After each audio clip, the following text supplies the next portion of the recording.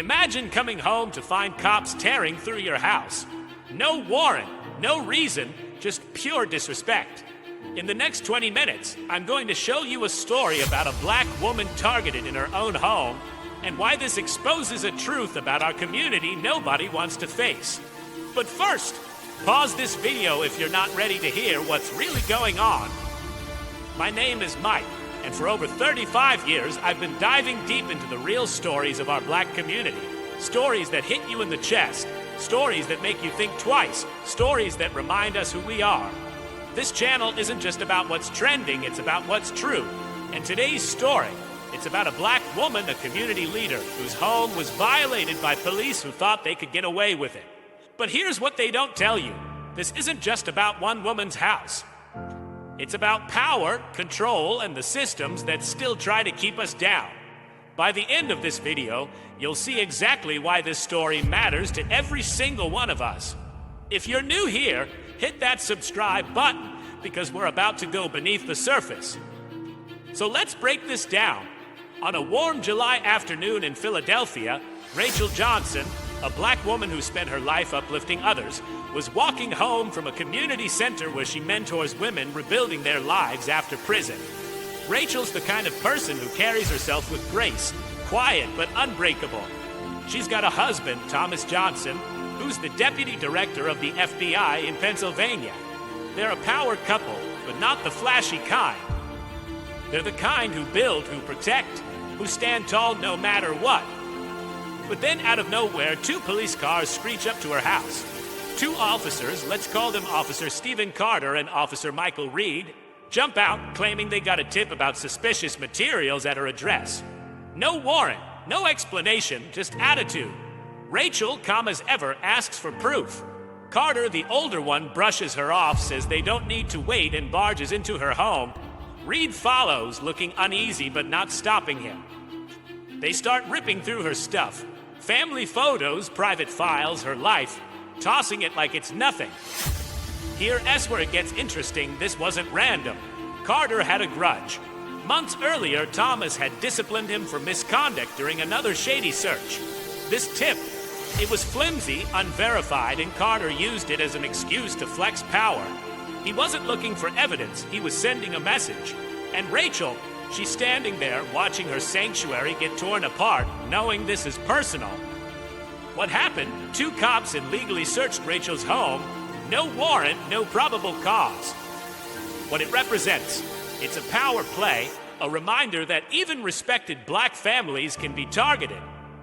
What it means for us, this isn't just Rachel's story, it's ours. It's every time someone in our community is disrespected by a system that's supposed to protect us.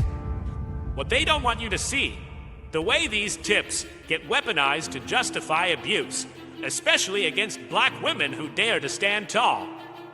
But wait, there's something else. What happens when Rachel's husband, a man with real power, steps into this chaos? Now, this is the part most people miss. This story isn't just about a bad cop crossing a line. It's about how the system lets these lines get crossed in the first place. Rachel Johnson isn't just anybody. She's a black woman married to a high-ranking FBI official, and even she wasn't safe in her own home. That's the truth nobody talks about. No matter how much you achieve, how many degrees you have, how many people you help, there's always someone waiting to remind you of your place. Let me prove it. Think back to 1969 when the FBI targeted Black Panther leaders with illegal raids. Same playbook, different decade. Or look at today. Studies show black women are more likely to face excessive force during police encounters, even when they're not suspects.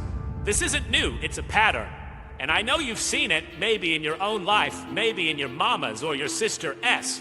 That feeling of being targeted, not because of what you did, but because of who you are. But here's what they don't show you when Thomas Johnson pulls up, everything changes.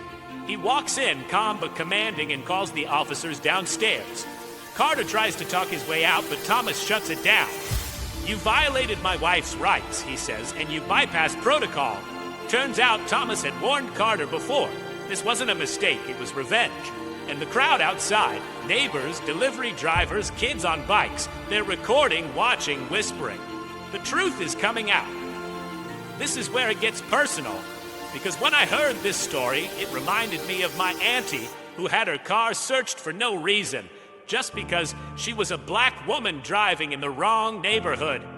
You know exactly what I'm talking about.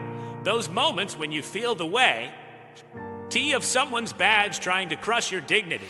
But Rachel, she stood tall. Even as her home was torn apart, she stayed calm, recorded it, documented it. And when Thomas stepped in, it wasn't just about power. It was about protecting what's sacred. This hit's different because it's not just their story, it's ours. It's every time we've had to prove we belong in our own spaces. But here, as the hope, Rachel didn't break. She fought back by standing still, by knowing her worth. And when Officer Reed, the younger cop, admitted they had no warrant, that was a crack in the system. A small one, but real. It's a reminder that we can demand accountability, that our voices matter. And this is the part that broke my heart, Rachel's work with those women at the community center. Those files the cops tossed around, they were confidential, trusted to her by women rebuilding their lives. That violation wasn't just personal, it was an attack on our community's trust. So here's what I want you to take away. This story isn't just about one unlawful search. It's a mirror showing us how far we've come and how much further we need to go.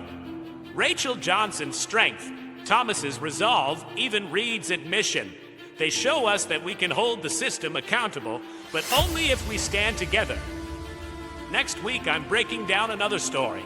A movie this time that exposes another hidden truth about our community. Trust me, you don't want to miss it. If this video made you feel seen, if it made you nod and say, I know that feeling, hit that subscribe button right now. And drop a comment. Have you or someone you know ever faced something like this? I read every comment and your story matters. Until next time, keep seeking the truth in every story. Let's keep it real.